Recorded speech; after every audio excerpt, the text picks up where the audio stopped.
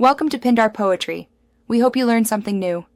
In this video, I will explain how to make quick nacho cheese. First, let's gather our simple ingredients.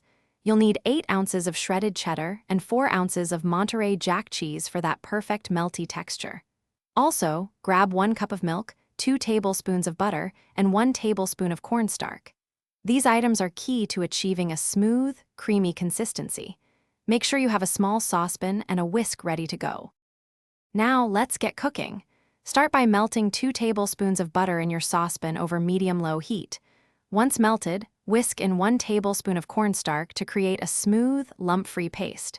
This is your roux, which will help thicken the cheese sauce. Next, slowly pour in 1 cup of milk, whisking continuously. Keep whisking until the mixture begins to thicken slightly, about 2 to 3 minutes. With your base thickened, it's time for the star ingredient, the cheese. Reduce the heat to low. Gradually add your 8 ounces of cheddar and 4 ounces of Monterey Jack cheeses, stirring constantly. This slow addition prevents clumping and ensures a silky smooth sauce. Continue stirring until all the cheese is fully melted and incorporated. Finish by adding a pinch of salt and a dash of cayenne pepper for a little kick. Your delicious, quick nacho cheese is now ready to enjoy.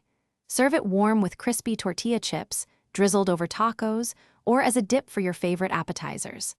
This versatile sauce is perfect for game nights or a quick snack. If you have any leftovers, store them in an airtight container in the refrigerator for up to 3 days. For more great deals, and to check out the Shark AI Ultra Robot Vacuum, which makes cleaning a breeze, be sure to look at the link in the description below. Thanks for watching. Consider subscribing if we helped you.